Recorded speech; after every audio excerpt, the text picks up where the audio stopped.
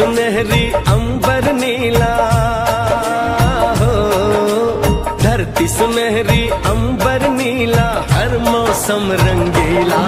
ऐसा देश है मेरा हो, ऐसा देश है मेरा, ऐसा देश है मेरा, हाँ ऐसा देश है मेरा। बोले पपीहा कोयल गाए, बोले पपीहा कोयल गाए, सावन घिर के आए। ऐसा देश है मेरा हो, ऐसा देश है मेरा, ऐसा देश है मेरा, हाँ ऐसा देश है मेरा। समाजाच्या आर्थिक, सामाजिक, शैक्षणिक आणि सांस्कृतिक जीवनात आमूलाग्र बदल झाला।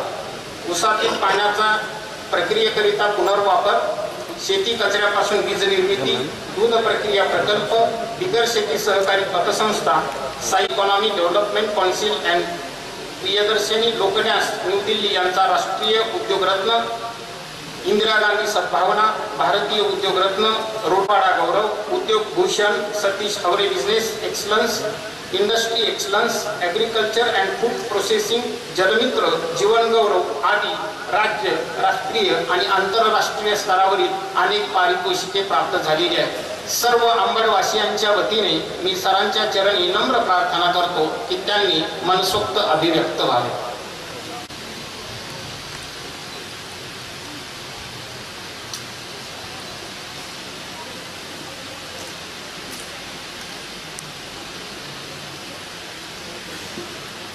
छत्रपती शिवरायांच्या चरणी अभिवादन करून आजच्या या यशवंत प्रतिष्ठान आयोजित यशवंत व्याख्यानमालेतील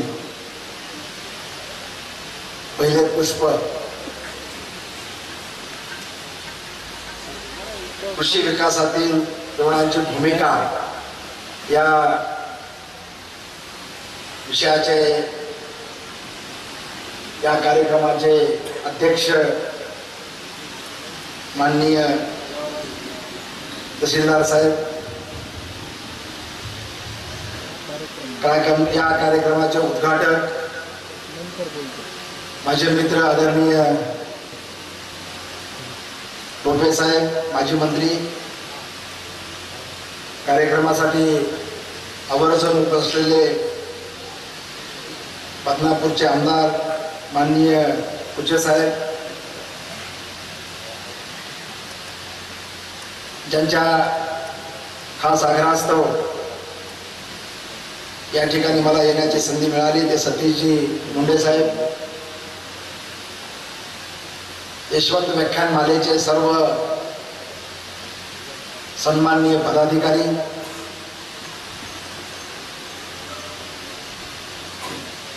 सन्माननीय व्यासपीठ आणि या व्याख्यानमालेसाठी मुद्दामून उपस्थित असलेले सर्व अंबडवासीय, या पंचक्रोशीतील सर्व शेतकरी बंधू आणि भगिनींनो,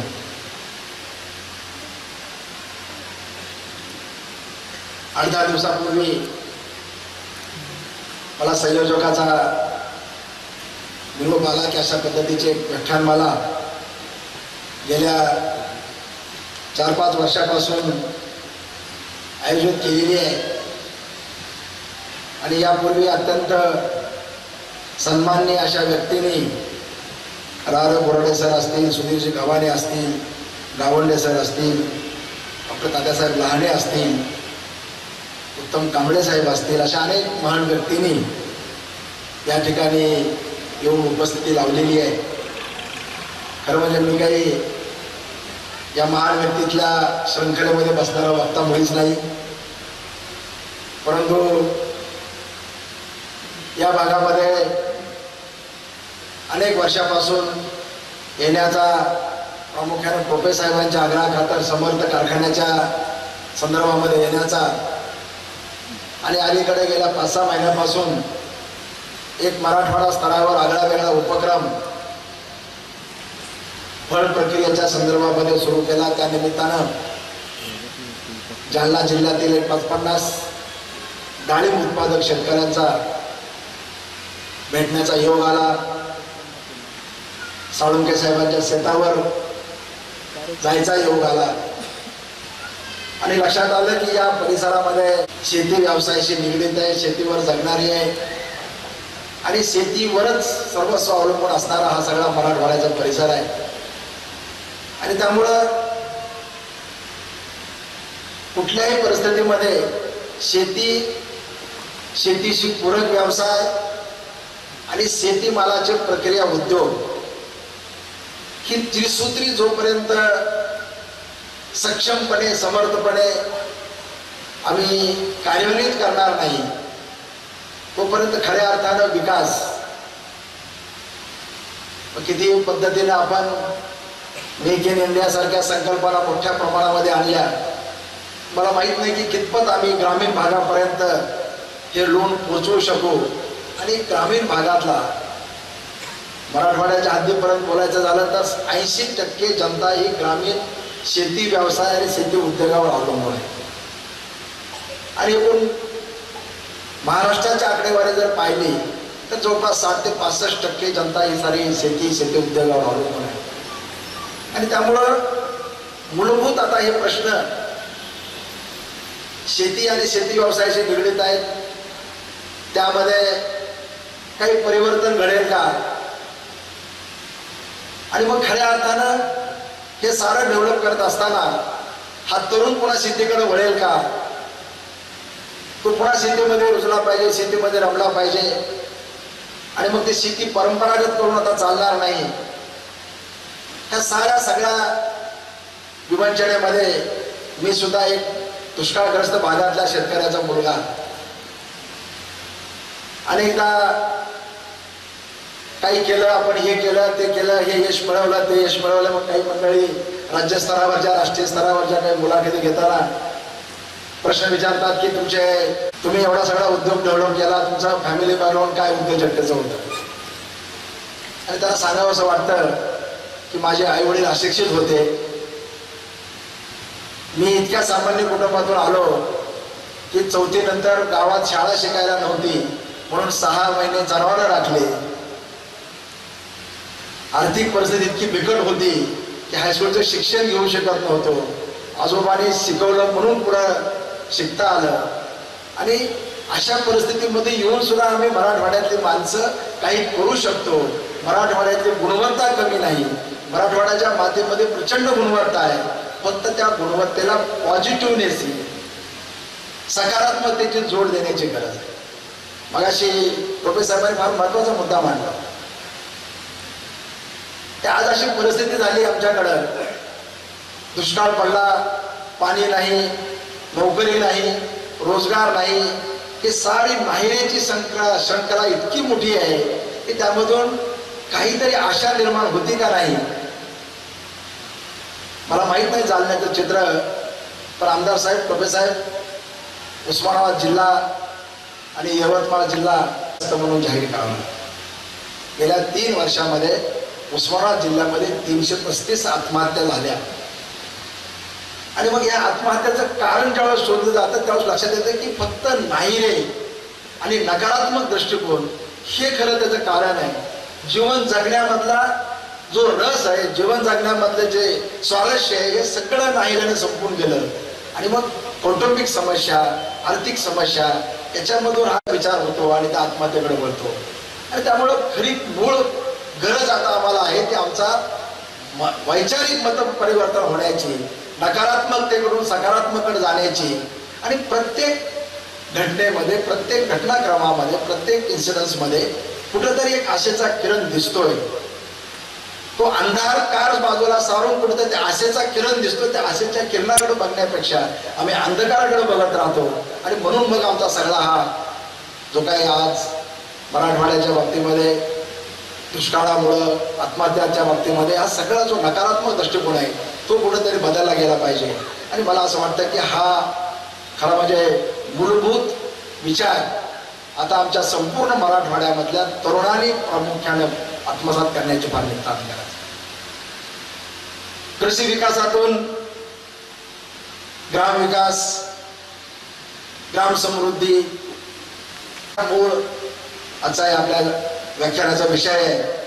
आणि त्यामुळं ज्या ज्या वेळेस आपण या कृषी क्षेत्राकडे बघतो त्यामध्ये दोन गोष्टी फार प्रामुख्यानं आपल्याला महत्वाच्या आहेत. एक तर या कृषी क्षेत्राला पाण्याची नितांत जोड असली पाहिजे. आज दुष्काळाची परिस्थिती निर्माण झाल्यामुळं संपूर्ण कृषी क्षेत्र हे अडचणीमध्ये आलेलं आहे. 2012-13 मध्ये पहिल्यांदा उस्मानाबाद, लातूर, बीड परिसरामध्ये पावसाचं प्रमाण कमी झालं आणि हे लक्षात राजेंद्र सिंह राणांना आम्ही पाचारण केलं. कारखान्याच्या कार्यक्षेत्रामध्ये आम्ही एक शेतकरी मेळावा जलजागृती मेळावा घेतला आणि त्या ठिकाणी त्यांचं एक दिवसाचं प्रबोधन ऐकल्यानंतर प्रचंड असं मतपरिवर्तन आमच्या या 1000-2000 शेतकऱ्यांच्या मध्ये झालं. राजस्थानसारख्या वाळवंटी प्रदेशामध्ये या माणसानं 7 जिल्ह्यामधल्या साऱ्या नद्या आणि खेडोपाडीचे नाले 12 वाहते केले. 250 मिलीमीटर सरासरी पाऊसमान त्या राजस्थानमध्ये आहे. आमच्याकडे दुष्काळ असताना सुद्धा साहेब आता मला वाटतं उस्मानाबादला आमच्याकडे 350 ते 400 मिलीमीटर पाऊस पडला. आपल्या परिसरामध्ये सुद्धा 350-400 मिलीमीटरची सरासरी आहे. आणि मग 350-400 मिलीमीटर पाऊस पडून सुद्धा आमच्याकडं दुष्काळी परिस्थिती निर्माण होते. आत्महत्याकडे शेतकरी जातो. कुठेतरी आमचं चुकलेलं का काय. आणि त्या दृष्टीनं त्यांच्या मार्गदर्शनाखाली आम्ही आमच्या परिसरामध्ये जलसंधारणाचे काम हाती घेतले. एक गोष्ट, कारण बहुतांश आपली ग्रामीण भागातली मंडळी आहेत म्हणून मला मुद्दाम सांगावं असं वाटतं. आम्ही जो प्रयोग केला साहेब 3 वर्षामध्ये एक साधारणपणे 18 ते 20 गावं कारखान्याने दत्तक घेतली.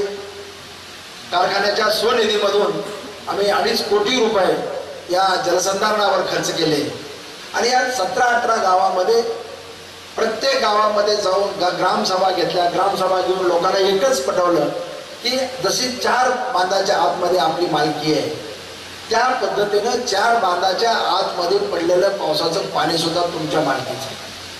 आपण त्याचं कधीही खंत केला नाही. गेल्या 100-125 वर्षापासून ज्या पद्धतीनं इलेक्ट्रिफिकेशन झालं, मेकॅनायझेशन झालं, इतकं प्रचंड पाण्याचा आम्ही उपसा केला, परंतु ज्या प्रमाणामध्ये आम्ही उपसा केला त्या प्रमाणामध्ये पाणी जमिनीमध्ये मुरवलं नाही आणि जमिनीमधला सगळा साठा आम्ही संपवून टाकला. आणि आम्ही एकच शेतकऱ्यांना घोषणा केली की आता पावसाचा पडलेला थेंब ना थेंब तुमच्या शेतामध्ये आपण मुरवणार पाहिजे. शासनाच्या अनेक योजना आहेत, बांधबंदिस्ती आहे, नाला बिल्डिंग आहे, विहीर आहे, शेततळ आहे, ज्या ज्या माध्यमातून सरकारी योजना अधिक आपण तुम्ही तुमच्या बांधावर पडलेलं पावसाचं पाणी तुमच्या शेतामध्ये मुरवा. जे पाणी शेताच्या बाहेर जाईल अतिरिक्त पावसाचं ते पाणी शिवारामध्ये मुरवण्यासाठी नाले ओढे याचं खुलीकरण रुंदीकरण करण्याची जबाबदारी नॅचरल शुगरनं घेतली. आणि साहेब या माध्यमातून गेल्या 3 वर्षामध्ये आम्ही 18 गावाचे कामं पूर्ण केले. आणि आज इतकी भयावह परिस्थिती, आपल्याकडे फार चांगली परिस्थिती आहे पण साहेब उस्मानाबाद जिल्ह्यामध्ये खरीपाची पेरणी झाली नाही, रब्बीची पेरणी झाली नाही. पण गेल्या 2-3 वर्षामध्ये जो 50% पाऊस पडला त्या माध्यमातून जवळपास खरीपामध्ये 50-60% पिकं आले, रब्बीमध्ये 50-60% पिकं आले. आणि त्या 18 गावामध्ये आज सुद्धा एकही टँकर पाण्याचं लावावं लागलं नाही किंवा त्या गावामध्ये दुष्काळी परिस्थिती लागली. आणि मग या माध्यमातून एकच बघितलं, कारण त्याचं साधं गणित आहे. मला आश्चर्य वाटतं कधी कधी आमच्याकडच्या अनेक जलतज्ञ अनेक प्रकारच्या सांगतात की आता ऊस हटवला पाहिजे, ऊस संपवला पाहिजे, त्याशिवाय मरण दुष्काळ जाणार नाही. पण या कधी जलतज्ञांनी हे नाही आम्हाला सांगितलं की बाबा शेतातलं पडलेलं पाणी मुरवा. साहेब साधं एका गणित आपलं या पावसाचं सांगतो. 1 हेक्टर जमिनीवर 100 मिलीमीटर जर पाऊस पडला तर 1 कोटी लिटर पाणी पडतं. आमच्याकडे सरासरी 700 मिलीमीटर सरासरी आहे. त्यातला 50% जरी पाऊस पडला 350-400 मिलीमीटर 1 हेक्टरवर 3 ते 4 कोटी लिटर पाणी पडतं. औरंगाबादला असाच एक विद्यापीठामध्ये साहेब जलसंधारणाचा विषय होता. जलतज्ञ काही औरंगाबादचे होते, माझ्या अगोदर भाषण झाले आणि त्यांनी एकच घोषणा केली की आता मराठवाड्यातला ऊस हद्दपार झाल्याशिवाय मराठवाड्याचा दुष्काळ हटणार नाही. शिंदे साहेब त्या भाषणाला होते आणि त्यानंतर मला बोलायची संधी मिळाली.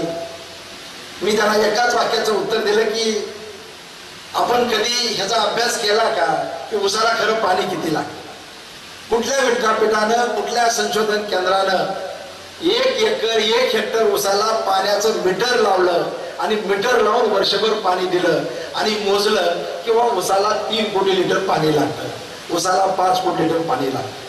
परंतु सारे जलतज्ञ सरसकट ठोकून देतात की उसाला 3 कोटी लिटर पाणी लागतं. प्रोफेसर साहेब, आम्ही आमच्या परिसरामध्ये प्रयोग केले. 2007 पासून आम्ही प्रयोग केले आणि एका शेतकऱ्याला, एक प्रगतशील शेतकरी पांडुरंग आव्हाड, त्याला महाराष्ट्र शासनाने कृषी भूषण पुरस्कार दिले आणि त्यांच्या शेतामध्ये आम्ही फिजिकली वॉटर मीटर बसवलं आणि ठिबक सिंचन आणि फ्लो इरिगेशन दोन्ही पद्धतीनं 10 एकर ऊस आम्ही जोडला.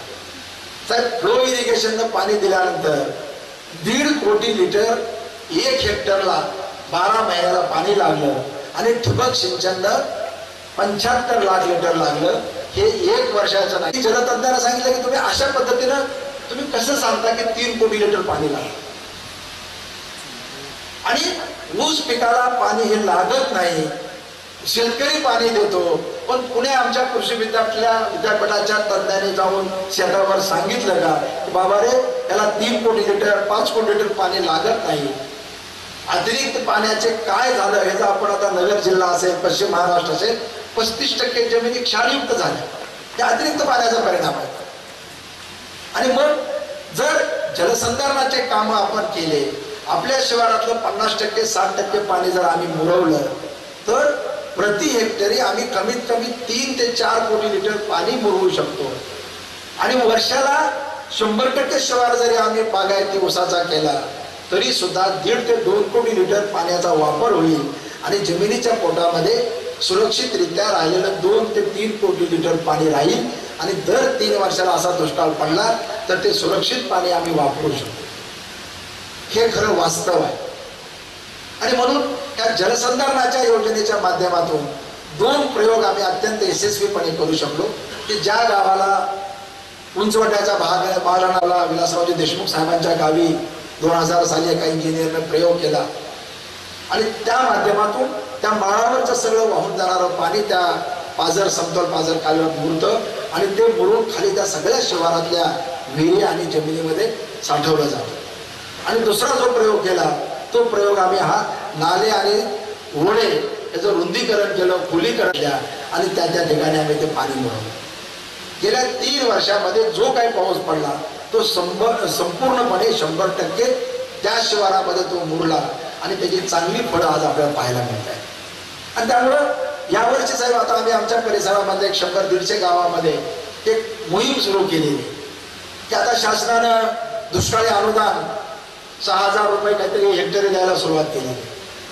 आम्ही गावोगावात 10-12 गावामध्ये जाऊन आम्ही ग्रामसभा घेतल्या, लोकांना सांगितलं की बाबा आता हा सरकारनं पैसा दिला, तसा हा फुकट पैसा आलेला आहे.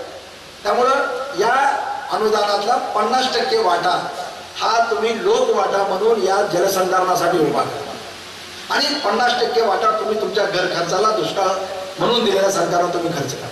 साहेब, जवळजवळ 8 ते 10 गावं तयार झाली.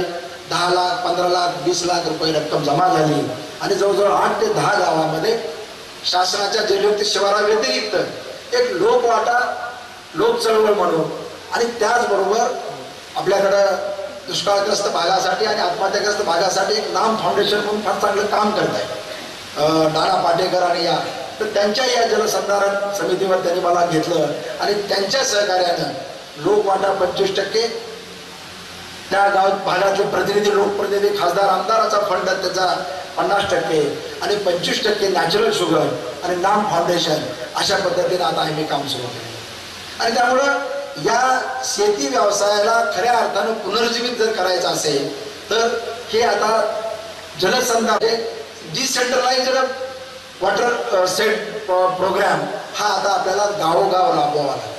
शासन त्याच्या पद्धतीने त्यांचे प्रोग्राम येतील जातील, पण आपल्याला या पद्धतीने जावं लागेल आणि त्या माध्यमातून एकदा जलसमृद्धी आपली झाली पाहिजे. 50% जरी पाऊसमान झालं तरी आम्ही 100% बागायती गाव करू शकतो. हे अगदी प्रयोगांती सिद्ध झालेलं आहे आणि तशा दृष्टीनं या शेती विकासातला पहिला घटक जर कुठला असेल तर हा जलसंधारणाचे कामं प्रत्येक गावोगाव झाले पाहिजे. ही सारी क्षण आपल्याला नियोजन करावं आणि हा एक या कृषी विकासातला आणि खऱ्या अर्थानं कृषी आधारित उद्योगाचा हा मूळ पाया आहे. कारण आमच्याकडे जोपर्यंत पाणी उपलब्ध नाही तोपर्यंत पुढच्या सगळ्या गोष्टी करणं कृषीचे कृषी उद्योग, कृषी प्रक्रिया उद्योग, कृषी पूरक या सगळ्या थोतांड आहेत आणि त्यामुळे मूळ विषयापासून सुरुवात झाली पाहिजे. आणि म्हणून हे काम गेल्या 3-4 वर्षापासून आम्ही आमच्या भागामध्ये सुरुवात केली.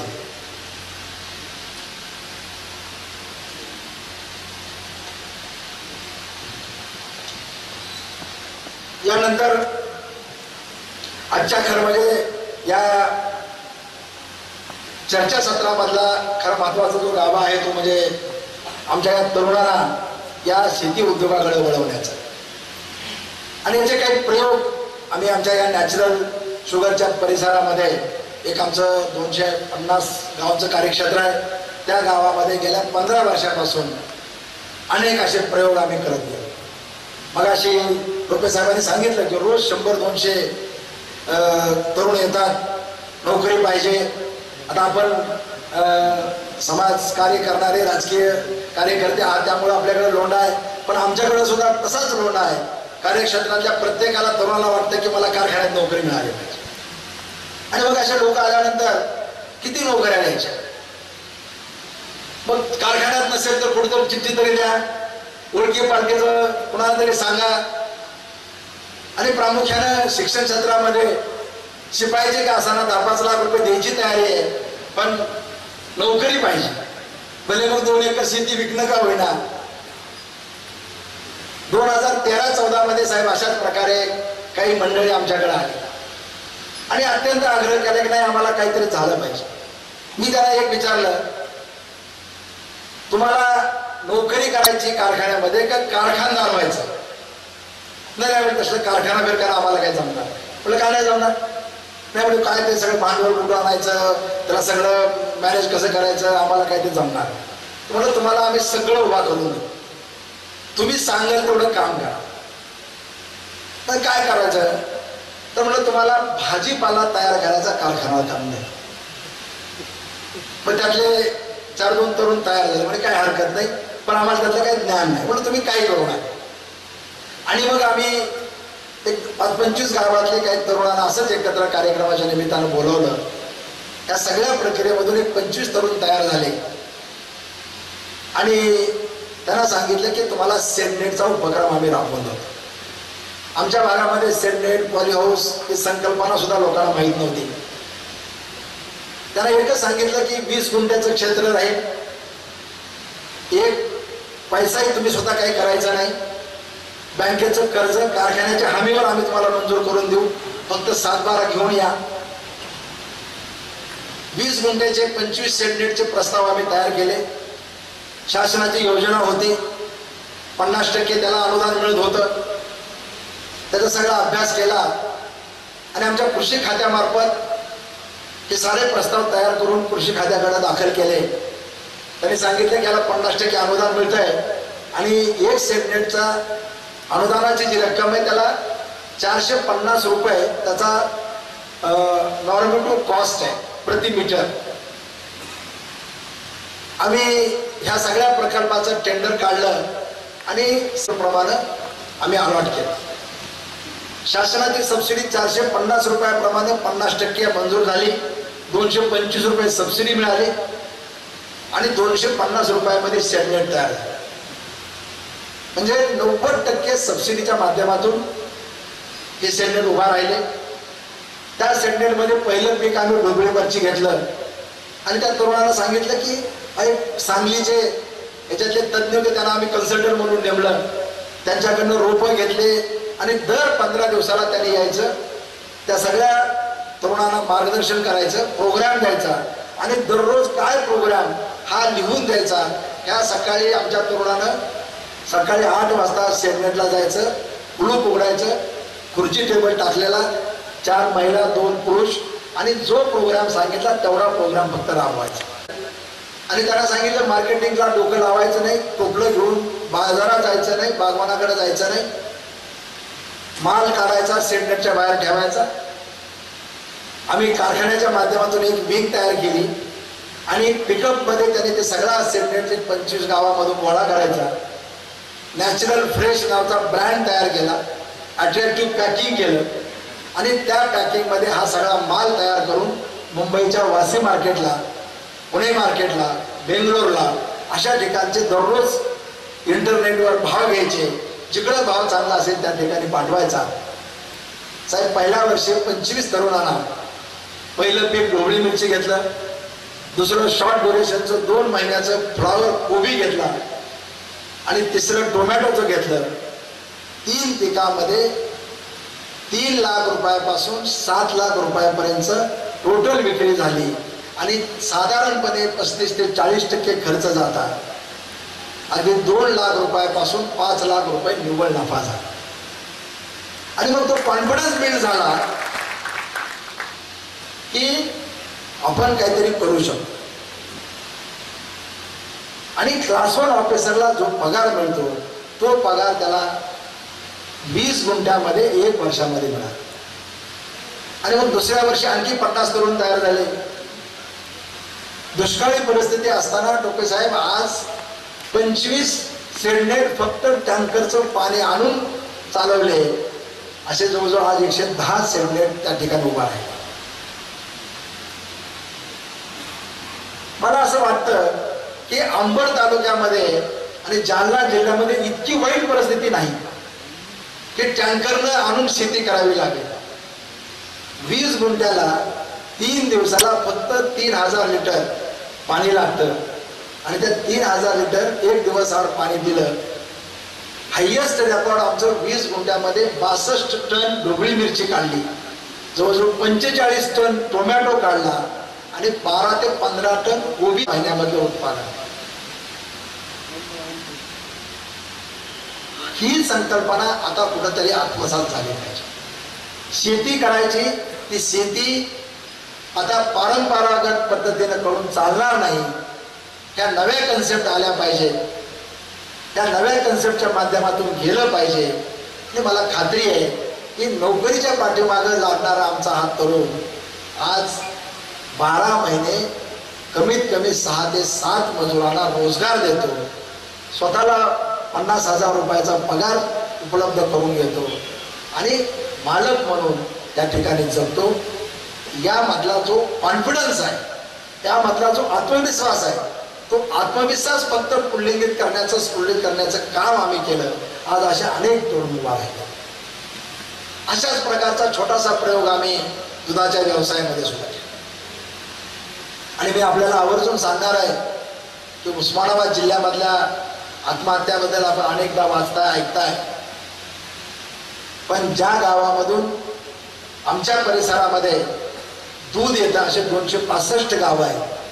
कळंब तालुक्यातली, केस तालुक्यातली, लातूर तालुक्यातली, या 265 गावामध्ये आमदार साहेब एकही आत्महत्या झाली नाही. काल शिर्डीला महासरपंच परिषद होती. आता त्या ठिकाणी मला कृषी उद्योगातून ग्राम समृद्धी या विषयावर बोलायला सांगितलं होतं. अनेक तज्ज्ञ मोठी मंडळी त्या ठिकाणी होते आणि त्या ठिकाणी हा मुद्दा मांडला. खऱ्या अर्थानं शासनाला आत्महत्या बंद करायच्या असतील तर मला असं वाटतं की साहेब फक्त त्याच्यावर एकमेव उपाय, आणि तो उपाय म्हणजे शेतीला पूरक व्यवसाय दिला पाहिजे. आणि त्या पूरक व्यवसायामध्ये दुग्ध व्यवसाय, शेळी पालनासारखा व्यवसाय, कुक्कुटपालनासारखा व्यवसाय, रेशीम उद्योगासारखा व्यवसाय आणि या सेडनेट सारखा व्यवसाय की ज्या माध्यमातून शेतीवर कितीही संकट आलं, कितीही दुष्काळी परिस्थिती निर्माण झाली तरी आज आत्महत्याच्या बाबतीमध्ये अनेक आयोग नेमले, अनेक अभ्यास मंडळ नेमले, पण तुमच्या आमच्या सारख्या माणसाने आम्ही ते जीवन जगतो. रोज डोळ्यासमोर उस्मानाबाद जिल्ह्यातल्या आत्महत्या आम्ही बघतोय. आणि साहेब आम्ही फार खोलात जाऊन मी त्याचा अभ्यास केला, त्या कुटुंबाशी बोललो. जी आकडेवारी होती त्याच्याबद्दल आपल्याला काही बोलायचं नाहीये, पण खरी समस्या जी आहे ती समस्या आहे की त्या कुटुंबातल्या आर्थिक विवंचनेची. आर्थिक संकटामध्ये इतक्या प्रचंड प्रमाणामध्ये तो शेतकरी सापडला आहे. आणि मग आर्थिक संकटामधून कौटुंबिक कलह होतात. कौटुंबिक कलहाचा विसर पडावा म्हणून व्यसनाधीनतेकडे वळतो आणि त्या व्यसनाधीनतेतून निराशता आणि त्या फ्रस्ट्रेशनमधून मग आत्महत्या. हे सारं चक्र जर थांबवायचं असेल तर याला एकमेव उपाय या स्थितीमधल्या चढ उताराला, स्थितीमधल्या या साऱ्या संकटाला मात करण्यासाठी त्याच्या घरामध्ये महिना 2 महिन्याला कुठल्या ना कुठल्या मार्गाने पैसा आला पाहिजे. आणि हे प्रयोग मी केले.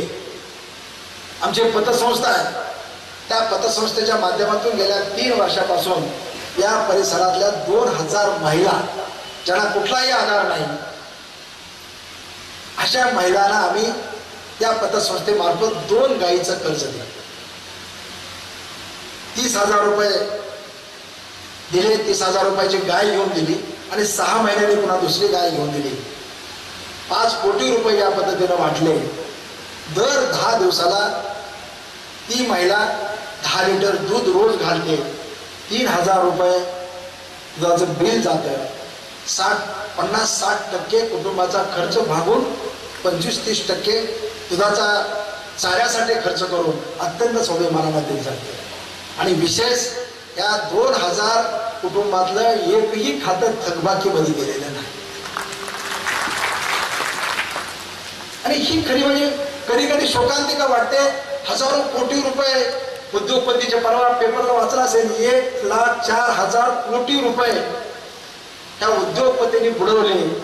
त्यातला कोणीही आत्महत्या करत नाही. आणि 22,000 रुपये बुडले.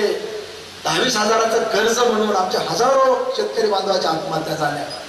खरं म्हणजे प्रोफेसर आपण तर शासनामध्ये होता, मला माहित नाही काय अहवाल आले केले, पण विदर्भाच्या आत्महत्या, महाराष्ट्रातल्या मराठवाड्यातल्या आत्महत्याबद्दल जे बोललं जातं, खरंच आमचा शेतकरी बुडले. आणि जर काही रक्कम थकली जरी असली तरी त्याचं पर्सेंटेज ह्या उद्योगाच्या थकीच्या मानाने किती टक्के आहे याचाही कुठेतरी आता अभ्यास झाला पाहिजे. आणि म्हणून अशा छोट्या छोट्या प्रसंगाच्या माध्यमातून काही उपक्रम राबवले. आणि आज या 265 गावामधून जवळजवळ 70,000 लिटर दूध 25,500 कुटुंबांकडून माध्यमातून त्यांचा उदरनिर्वाह. दुधाचा उद्योग किती नफ्यात आहे, किती तोट्यात आहे आपल्याला सांगितलं तर आश्चर्य वाटेल. साहेब, आपण साखर कारखाने उभा केले, 100 कोटी रुपये गुंतवले आणि कोणाचं भलं केलं? जे खाऊन पिऊन श्रीमंत बागायतदार होते त्या ऊस उत्पादकांना अधिक श्रीमंत करण्याचं काम साखर कारखान्याच्या माध्यमातून. परंतु दूध व्यवसाय हा असा व्यवसाय आहे की या समाजातल्या तळागाळातला दीन दलित भूमिहीन कोरडवाहू शेतकरी या दुधाच्या माध्यमातून अत्यंत चांगल्या प्रकारचं जीवन जगतो. आणि तो प्रकल्प जे मी अनेक आता सांगतोय की 2013 मध्ये 3 कोटी रुपयाची फक्त गुंतवणूक करून डेअरी उभा केली साहेब आम्ही. आणि त्या डेअरीच्या माध्यमातून वर्षाला 115 कोटी रुपयाचा उलाढाल होते. आणि 235 कोटीचा शुगर कॉम्प्लेक्स झाला. या शुगर कॉम्प्लेक्सच्या माध्यमातून 350 कोटीची टर्नओव्हर होतो. पण त्याचा फायदा मात्र लिमिटेड 15,000 ऊस उत्पादकांना मिळतो. पण 3 कोटीच्या गुंतवणुकीमधून 115 कोटी रुपये हे 25,000 दीन दलित कुटुंबाच्या खिशामध्ये जातात.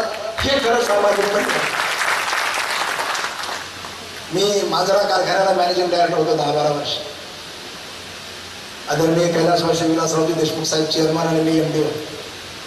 मांजरा 1995 असाच आम्हाला राष्ट्रीय स्तराचं पारितोषिक मिळालं. आणि मग त्या कार्यक्रमामध्ये एकदा साहेब मला म्हटले, ठोंबरे कारखान्याच्या माध्यमातून तुम्ही श्रीमंताला अधिक श्रीमंत केलं, पण पश्चिम महाराष्ट्रामध्ये जा. पश्चिम महाराष्ट्राची खरी समृद्धी आणि खरी आर्थिक उन्नती झाली ती साखर उद्योगाने नाही, ती दूध उद्योगाला आली. त्या धवल क्रांतीमुळे झाली. आणि साहेब ज्यावेळेस डेअरी काढायचं ठरलं त्यावेळेस मी ते 2-3 महिने आम्ही गोकुळ, वारणा, शिवामृत या भागामध्ये गेलो. आणि ते आकडेवारी पाहिल्यानंतर धक्का बसला की वारणा दुधाचा टर्नओव्हर 650 कोटी रुपये आणि वारणा साखर कारखान्याचा टर्नओव्हर 350 कोटी रुपये. कोल्हापूरचा गोकुळ दूध संघाचा टर्नओव्हर 900 कोटी रुपये वर्षाचा. दररोज 9 लाख लिटर दुधाचं संकलन होतं. आणि विलासरावजी देशमुख साहेबांचं स्वप्न होतं की मराठवाड्यामध्ये हा उद्योग फार मोठ्या प्रमाणामध्ये झाला पाहिजे. अनेक प्रयत्न झाले आणि त्यांच्या इच्छापूर्तीसाठी म्हणून आम्ही 2013 मध्ये हा छोटासा गुंतवणुकीमध्ये 3 वर्षात टोपे साहेब आम्हाला 10.5 कोटी जेव्हा निव्वळ नफा झाला. म्हणजे सामाजिक परमार्थ आणि स्वार्थ हे दोन्ही या उद्योगामधून साधले. आणि जसं सेडनेटच्या बाबतीमध्ये आम्ही काही तरुण इकडे वळवले, तशाच पद्धतीचा प्रयोग 2012 मध्ये आम्ही दुधाच्या व्यवसायाच्या माध्यमातून केला. त्यावेळेस एक नाबार्डची स्कीम होती. 5 लाख रुपयाचं कर्ज दिलं जायचं, 25% सबसिडी होती. आणि त्या माध्यमातून आम्ही त्यावेळेस जवळजवळ 100-125 तरुणांना हे 1 गोठा 10 जनावरांचा दिला. आणि त्या माध्यमातून त्यांचं दूध संकलन सुरू केलं. आज 3-3.5 वर्षामध्ये कर्ज मुक्त झाले. 40,000 ते 50,000 रुपयाचं दूध होतं. महिन्याकाठी 1-1.25 लाख रुपये बिल उचललं जातं. 50% खर्च झाला.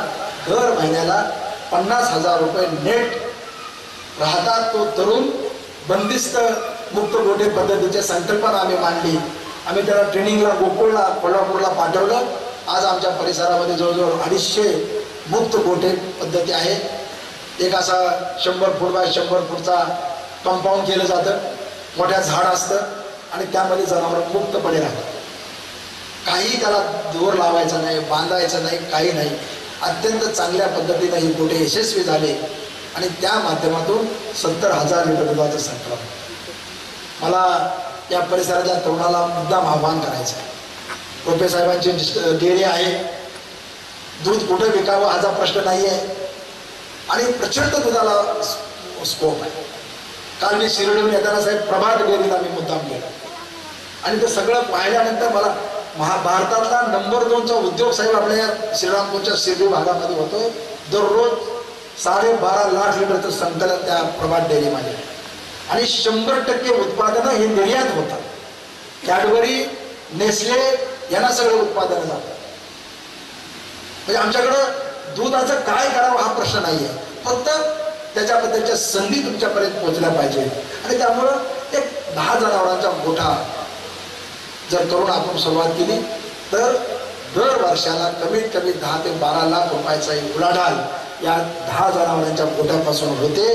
50% जरी खर्च झाला तरी 50% अत्यंत चांगल्या पद्धतीचं उत्पन्न आणि त्याबरोबर एक चांगल्या पद्धतीची शेती सुधारण्याची संधी. कारण आमची ही सगळी खऱ्या अर्थानं जी मूलभूत शेतीची संस्कृती होती त्या संस्कृतीचं मुख्य गाभा होता ते आमची गाय. आणि ती गाय आता नेस्तनाबूत झाली. गाय संपली म्हणून शेती संपली आणि शेती संपली म्हणून आता सगळं म्हणजे भयानक अशी परिस्थिती निर्माण झालेली आहे. आणि पुन्हा म्हणून ते चक्र आपल्याला त्या आपल्या मूळ शेतीच्या संकल्पना आहेत त्याच्याकडे जायचं आहे. पण त्या करत असताना आधुनिकतेची जोड, अत्याधुनिक तंत्रज्ञानाची जोड आपल्याला त्याला द्यायची आणि त्या माध्यमातून या शेतीला कृषी पूरक व्यवसायाची आपल्याला त्याला जोड दिली पाहिजे. तशाच पद्धतीचा बंदिस्त शेळी पालनाचा सुद्धा उपक्रम आमच्या भागामध्ये अनेक तरुणांनी आता सुरू केलेला. काही उस्मानाबाद जनता सहकारी बँक आहे त्या बँकेने पुढाकार घेतला.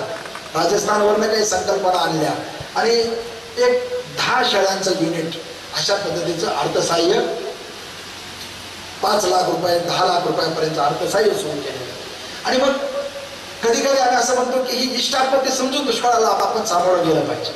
हे दुष्काळ पडला म्हणून या सगळ्या संधी आपल्या समोर आल्या आणि मग त्या या येणाऱ्या सगळ्या संकटाला आपण आपल्या इष्टापत्तीच्या स्वरूपामध्ये एक संधीच्या स्वरूपामध्ये आपल्याला परिवर्तन करावं लागणार आहे.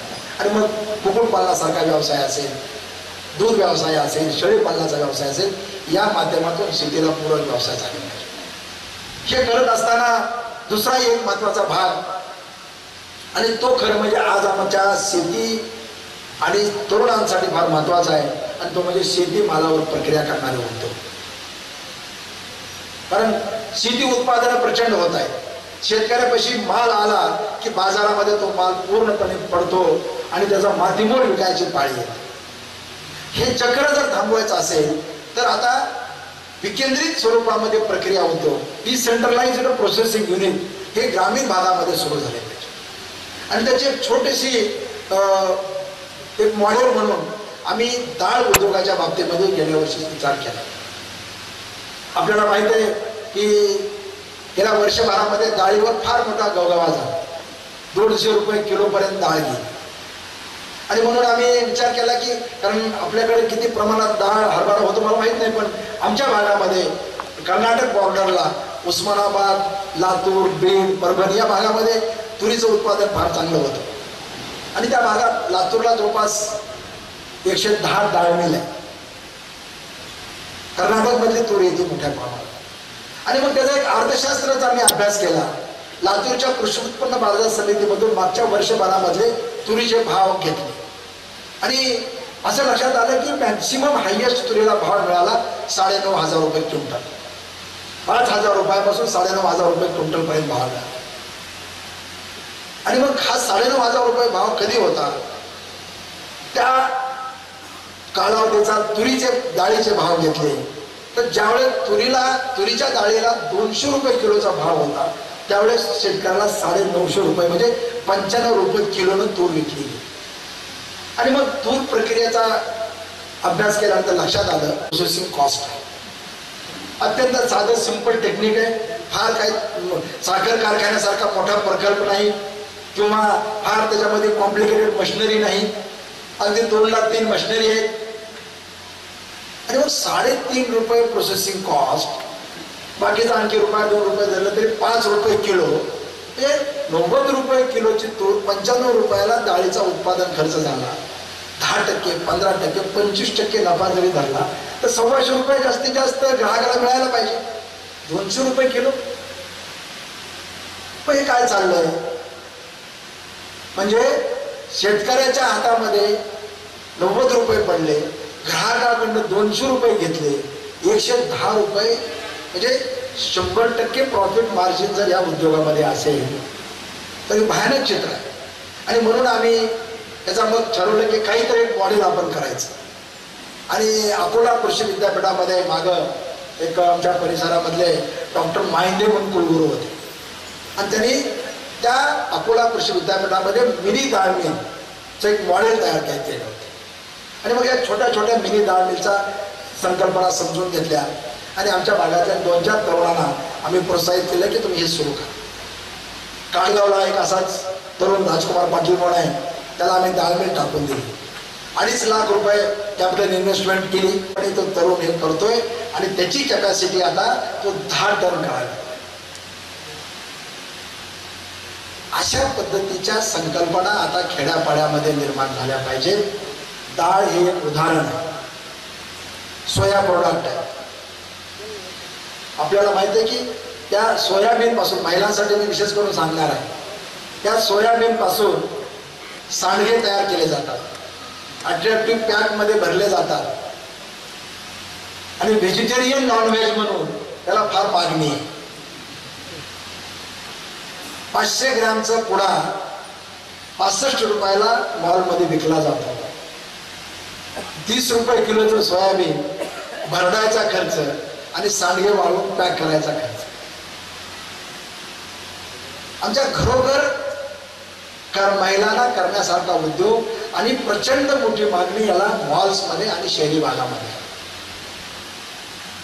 ह्या संकल्पना आता आमच्या तळागाळापर्यंत पोहोचल्या पाहिजेत. आट्यासारखा विषय असेल, गव्हाचा भाव आणि आट्याचा भाव जर आपण पाहिला, फक्त ब्रँडिंग अट्रॅक्टिव्ह केलं पाहिजे, पॅकिंग केलं पाहिजे आणि त्या माध्यमातून हे स्मॉल स्केल इंडस्ट्रीच्या माध्यमातून आपल्याला ग्रामीण भागामध्ये पोहोचलं पाहिजे. आणि तशा पद्धतीनं आता आम्ही आमच्याकडं एक 10-20 तरुण एकत्र करून फार्मर प्रोड्युसर कंपन्या, एक चांगली संकल्पना साहेब आलेली आहे. शेतकऱ्यांच्या उत्पादक कंपन्या, नाबार्डच्या माध्यमातून त्याला फार चांगलं अर्थसहाय्य 4% व्याजानं बीज भांडवल मिळत आहे. आणि या माध्यमातून छोट्या 1-2-4 खेड्यातल्या तरुणांनी एकत्र येऊन अशा फार्मर प्रोड्युसर कंपन्या जर आपण तयार केल्या तर या फार्मर प्रोड्युसर कंपन्याच्या माध्यमातून आपण आपल्या गावामध्ये जे पिकतंय त्यावर तिथं प्रक्रिया झाल्या पाहिजे. आणि आता आमचा हा जो तरुण डाळ जो घेतो तो लातूरला जो भाव असेल त्याच्यापेक्षा 200 रुपये जास्त दराने तिथं डाळ तूर खरेदी करतो, हरभरा खरेदी करतो. तिथं अडत नाही, कपात नाही, हमाली नाही, शेतकऱ्याला 2 पैसे जास्त मिळतात आणि 25 ते 30% नफ्यावर ग्राहकाला मात्र 25% स्वस्तामध्ये तो देऊ शकतो. या संकल्पना आता तळागाळापर्यंत पोहोचल्या पाहिजेत आणि त्या माध्यमातून कृषी मालावर प्रक्रिया करणारे उद्योग निर्माण झाले. आज सेंद्रिय भाजीपाल्यासारखा विषय आहे. आमच्याकडे एक औषध असाच ग्रुप आहे. एक 10-20 तरुण एकत्र आले आणि 100% सेंद्रिय भाजीपाला करतात. त्या भाजीपाला तयार करून दिवसभर काढायचा, संध्याकाळी ट्रॅव्हल जातात, त्या ट्रॅव्हलमध्ये पाठवून देतात. साहेब मलबार हिरवळ या भाजीला सर्वसामान्य भाजीपेक्षा 1.5 पट किंमत देऊन लाईन लावून ती भाजी खरेदी केली जाते. फक्त त्या पद्धतीचं व्यवस्थित पॅकिंग करणं आणि तुम्हाला त्याची खात्री दिली पाहिजे ह्या 100% सेंद्रिय पद्धतीचा भाजीपाला. अशा अनेक संकल्पना आपल्याला ग्रामीण भागामध्ये राबल्या पाहिजेत. आणि एकदा हा तरुण या उद्योजकतेच्या, मगाशी प्रोफेसर साहेबांनी फार महत्वाचा शब्द वापरला की उद्यमशीलता, हे प्रत्येकाच्या ह्याच्यामध्ये शिक्षणाचा, त्याच्या फॅमिली बॅकग्राऊंडचा, त्या परिसराचा काही संबंध नाही. ह्या प्रत्येकामध्ये ते स्फुल्लिंग फक्त पेटलं पाहिजे, ते प्रज्वलित झालं पाहिजे. ते प्रत्येकामध्ये उद्यमशीलता असते. ते उद्यमशीलता प्रज्वलित करण्याचं काम खरं म्हणजे आज इथं येण्याचा मुख्य उद्देश मला तो होता की या माध्यमातून या परिसरामध्ये सुद्धा या खऱ्या अर्थानं शेतीला आधुनिक स्वरूप देण्याच्या दृष्टीनं आणि सगळ्यात महत्त्वाचं की हा तरुण वर्ग पुन्हा शेतीकडे वळला पाहिजे. हा तरुण शेतीमध्ये आला पाहिजे आणि तो येत असताना आधुनिक शेती, संरक्षित शेती आणि त्याला पूरक व्यवसाय आणि त्या पूरक व्यवसायाबरोबर प्रक्रियाचे उद्योग हे जर ग्रामीण भागामध्ये आलं तर ग्रामीण भागातला 100% तरुण त्या ठिकाणी स्थिरावला जाईल. आज शेतीमालावरचा प्रक्रियेचा जो खरा बेनिफिट आहे, मूल्यवर्धेचा खरा फायदा आहे, हा सारा आमचा शहरातला व्यापारी घेतोय. एका बाजूला शेतकऱ्याची पिळवणूक आणि दुसऱ्या बाजूला ग्राहकाची पिळवणूक, या दोघांच्या पिळवणुकीमधून वाचवायचं असेल तर शेतीमालावर प्रक्रिया करणारे उद्योग हे ग्रामीण भागामध्ये निर्माण झाले पाहिजेत. त्यासाठी प्रचंड अशा मोठ्या संधी आहेत, त्या संधी टॅप केल्या पाहिजेत. आणि मला असं वाटतं की या 2 गोष्टीसाठी शेतीला पूरक व्यवसाय म्हणून दुग्ध व्यवसाय, शेळीपालन, कुक्कुटपालन, शेडनेट, रेशीम उद्योग, रेशीम उद्योगाचं सुद्धा आपल्याकडे किती मला माहित नाही, पण आमच्या भागात फार मोठ्या प्रमाणात जालना जिल्ह्यात. तर आता साहेब या बाबतीमध्ये आम्ही एक विचार करतोय कारण ही तरुण मंडळी ह्या कोष विक्रीचं एक मोठं तंत्र आहे. ज्यावेळेस आमच्याकडं महाराष्ट्रामध्ये कोष मोठे होऊन आले कारण हे एकमेव बेंगलोरला मार्केट आहे. आणि मग ज्यावेळेस आमच्याकडे उत्पादन मोठं आलं तिथलं मार्केट डाऊन करून टाकलं. आणि मग मला काही मंडळी म्हणले की साहेब ह्याच्यामधलं एकच आहे, ह्याचा धागा काढण्याचं काहीतरी स्वीकार. आणि इथं जर धागा काढला तर त्याचं व्हॅल्यू ॲडिशन प्रचंड. कोष 250 रुपये आणि धागा काढून दिला की 500 रुपये. आणि धागा काढायचा खर्च मात्र 50 रुपये सुद्धा किलोला येतो. आणि आम्ही आता प्रोफेसर विचार करतोय की छोटंसं 1.5-2 कोटी रुपयाचं युनिट आहे. या कोषपासून धागा काढण्याची जर सुविधा निर्माण झाली तर आपल्या भागामध्ये हा मोठ्या प्रमाणामध्ये रेशीम उद्योगाला सुद्धा पोटॅन्शियल आहे. आमचं हवामान आहे आणि त्यामुळे मराठवाड्यामध्ये शेतीला पूरक असणारे अनेक उद्योग करण्यासाठीचं हवामान, माती, त्या ठिकाणचं तंत्र आणि तिथं कष्ट करणारा शेतकरी, हे 4ही घटक आमच्याकडे पोषक आहेत. फक्त कमतरता आहे ते सकारात्मक विचाराची, धाडसानं निर्णय घेण्याची आणि त्या माध्यमातून एक क्रियाशील उद्योजक निर्मितीची. मला असं वाटतं की बराचसं मी बोललो, पण या साऱ्या बोलण्याचं जर मतितार्थ एक आत्मिक समाधान जर काही लाभायचं असेल तर या चर्चेमधून किमान 10 उद्योजक निर्माण झाले पाहिजेत, 10 दूध व्यावसायिक झाले पाहिजेत, 10 ताळमेळ तुमच्याकडे आल्या पाहिजेत. आणि त्या माध्यमातून मी आमचे आमदार साहेब तुपे साहेबांना विनंती करेन, पूजा साहेबांना विनंती करेन, टोपे साहेबांना विनंती करेन, तिथल्या या संयोजकांना विनंती करेन की असे एक 10-20 तुम्ही तरुण निवडा. काय होतं, अलीकडं भाषणं ठोकणारे, प्रबोधन करणारे भरपूर येतात, पण काय खरंय, कुठं केलंय, काय असं खरंच होतं का? तर हे आधी केले मग सांगितले. तुम्ही 10-20 मंडळी आमच्याकडे घेऊन या, हे केलेलं आपण पहा, त्या तरुणांशी चर्चा करा. ते तरुणाची ध्येयबोली तुम्हाला निश्चित कॉन्फिडन्स तुमचा वाढवून देईल. आणि त्या माध्यमातून या परिसरामध्ये शेतीपूरक व्यवसाय आणि शेतीमालावर प्रक्रिया करणारे उद्योग, ही 2 सूत्र जर आपण अवलंबली तर आमचा मराठवाडा मागास तर सोडूनच द्या, पण अख्ख्या महाराष्ट्राला मार्गदर्शन करेल. आणि महाराष्ट्राला या शेतीचं ज्ञान, आधुनिक तंत्रज्ञान पुरवण्याकडे एवढी ताकद या संतांच्या भूमीमध्ये आहे, त्याचं चीज आपण केलं पाहिजे. या ठिकाणी बराचसा वेळ झाला आहे. आपण अत्यंत तन्मयतेने माझं प्रबोधन आपण ऐकलं, पण या कानानं ऐकलं त्या कानानं सोडून दिलं असं होऊ नये यासाठी काहीतरी तरुण पिढून उठले पाहिजेत, काहीतरी कृतीतून केलं पाहिजे. मी मुद्दाम माझी पार्श्वभूमी तुम्हाला ह्यासाठी सांगितली की एखादा गुराखी 250 कोटीचं भांडवल उभा करून 500 कोटीचा टर्नओव्हर करू शकतो. तुम्ही तर अक्षरशः ग्रॅज्युएट, पोस्ट ग्रॅज्युएट सगळे घरचे सगळे मोठे तरुण आहात. त्यामुळे खरं म्हणजे आमच्यामध्ये प्रचंड ऊर्जा आहे. फक्त ती ऊर्जा स्फुल्लिंगित करण्याचं काम करण्यासाठी मी आलो. ती स्फुल्लिंगित व्हावी या ठिकाणी मला बोलण्याची संधी दिली. आपण माझा सन्मान केला. असाच प्राणबंध वृद्धिंगित व्हावा आणि वेळोवेळी कमीत कमी 10-5 युनिटचं उद्घाटन करण्यासाठी आमदार साहेब, टोपे साहेब आम्हाला आपण पाचारण करावं एवढी अपेक्षा करतोय आणि सांगतो. जय हिंद, जय महाराष्ट्र.